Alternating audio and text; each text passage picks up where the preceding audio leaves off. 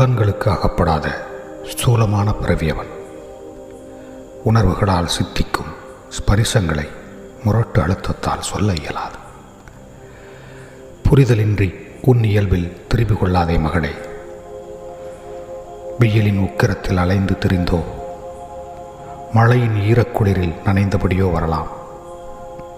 பயணக்களைப்பில் சோர்ந்திருக்கலாம்.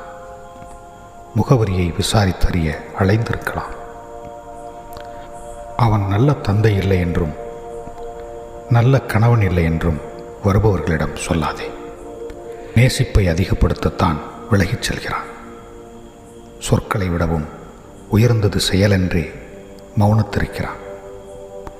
மன அவசம் கொள்ளாது தெளிவு கொள். அவனின் பிரியங்களில் திளைத்தபடியோ, பாடிய குரலின் ஞாபகத்திலோ, உரையாடலின் தொடர்ச்சியாகவோ, குழந்தைகளுக்கென சிறு பழம் ஒன்றை வாங்கி வரும் நினைவின்றியோ கூட யாரும் வரலாம்.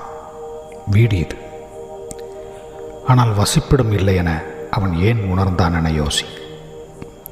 நான் அறிந்த அவன் விலகலின் அண்மையின் தூரத்தை எப்படி சொல்வேன் மகளே உனக்கு?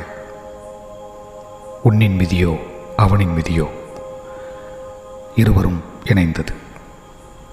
சமூகத்தை நேசிப்பவன், கலைகளை கொண்டாடுபவன் என வருபவர்கள் நினைவில் இருக்கும் கூட்டை கலைத்து சம்பாதிக்க தெரியாதவன், பூர்வ சொத்தை தவறவிட்டவன், கோபக்காரன் என்றெல்லாம் சொல்லி புலம்பாதே. மண்ணில் மழையாய் குலைபவன் அல்ல அவன். நிலத்தில் இருந்தபடி ஆகாயம் நேசிப்பவன். முகம் தெரியா அதிதியாயினும் சுணக்கம் கொள்ளாதே.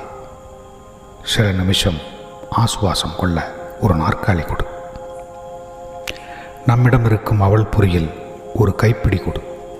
ஒரு கோளை தண்ணீர் கொடு. மலர்ந்த முகத்தோடு சில வார்த்தைகளேனும் பேசி வழியனுப்பு.